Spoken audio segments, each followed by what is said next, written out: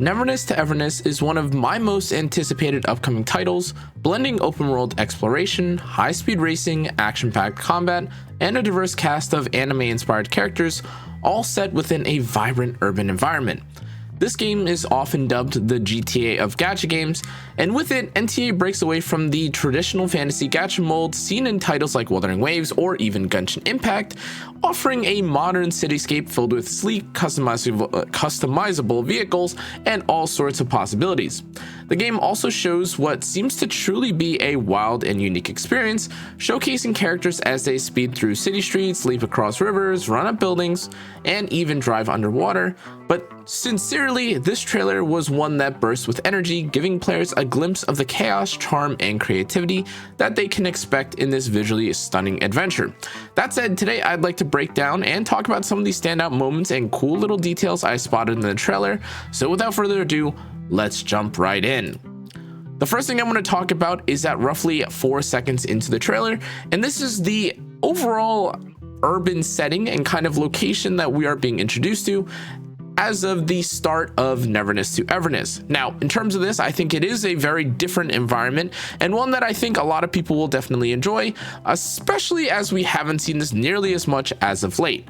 In addition to this, roughly around the 6 or 10 second mark, there are lots of NPCs and characters that do really feel as though the world is alive. Now, this does remind me a little bit of Japan and maybe countries of the East, with stuff like the sakura trees and the trains very common. However, in addition to this, at roughly the 7 second mark-ish, we're also greeted by some boats, which I do think makes an interesting implication, perhaps, that we'll be able to have some sort of water travel, which of course is even more interesting or even more appeal to the overall gameplay.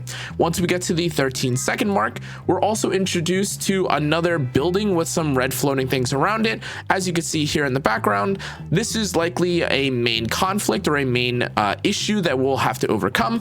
Whatever the case is, I am very interested in seeing what the enemies and what the main antagonist, or I guess conflict, of the game is, which is something of course that we'll have to see once the game continues. Once we get to roughly 15 seconds, we can see here that the main character, or maybe a character of some sort, is driving a motorcycle, which hopefully we have access to.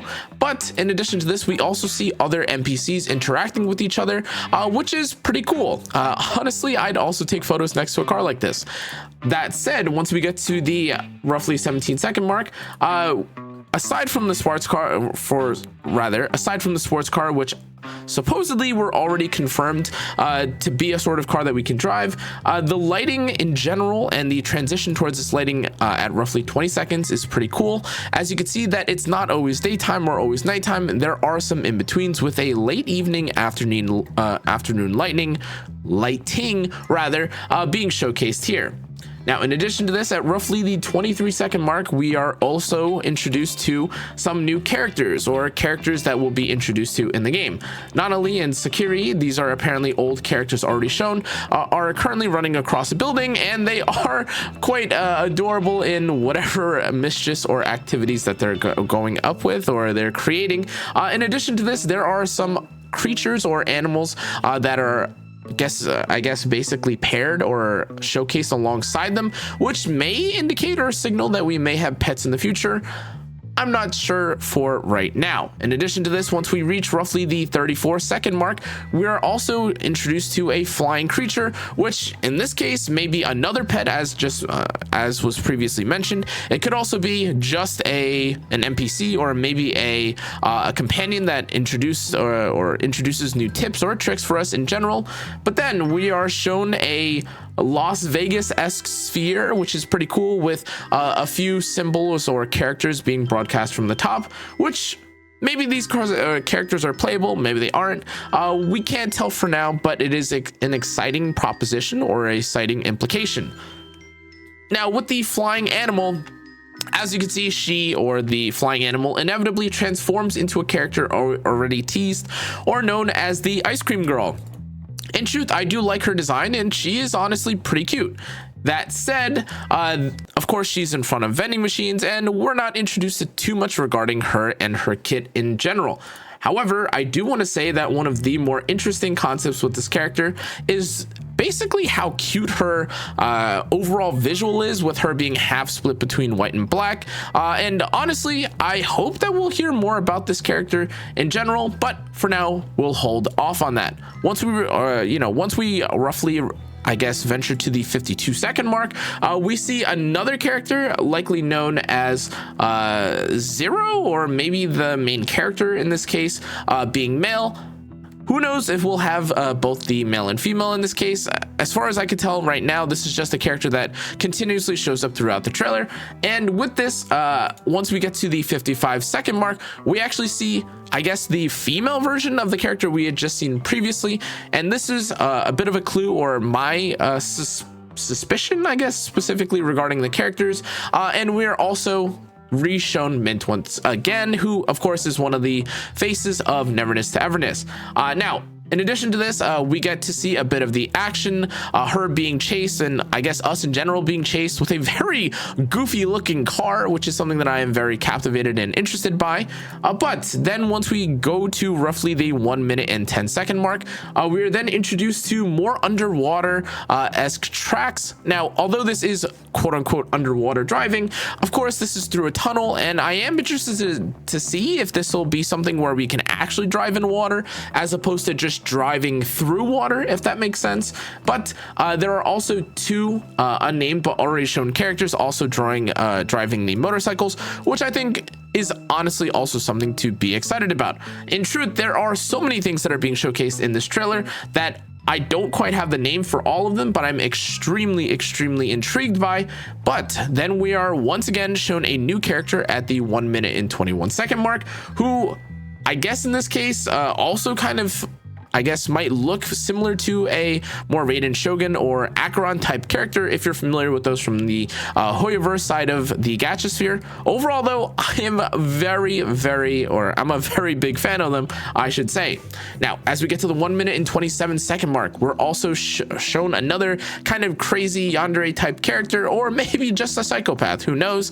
Whether she is a playable character or a antagonist, we aren't entirely sure, but she does kind of remind me of that one character from Tokyo Ghoul, who is like the first original ghoul or whatever that infects Kaneki. Whatever the case is, you get the vibe. She looks quite well, insidious. Now, in addition to this, once we get to the 1 minute and 33 mark, well, of course, every game needs its own showcase of feat. However, this character is not yet described or shown exactly in terms of personality or what she does, but she is, of course, quite cool, and she does look quite appealing. Anyways, next, we have a character at 144 who does have the Sans or the Sung Jin Woo eye, whichever you choose to describe him or them by. I think this is pretty cool. Overall, a very butlery type beat, and I am also a big fan of this, I guess, their new ability, whether this is lightning, whether this is chi, some sort of magic, or anything in between. Again, we'll have to wait and see,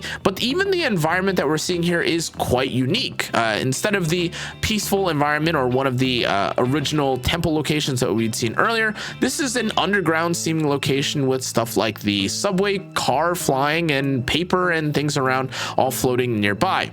However, now we are once again, and you'll hear this about 3 or 4 more times in this trailer, introduced to another character. She is new and is an umbrella character with no real name. However, she is under the Sakura tree that we mentioned earlier, which is again quite, I guess, common in this environment. But she looks absolutely fantastic. I love her design, and yes, truth be told, I am a big fan of characters that look like that. However, next we have another new character who I guess we were introduced to a little bit earlier. I'm fairly certain she was one of the first characters that we were revealed to, or we had seen in the past, which is pretty cool.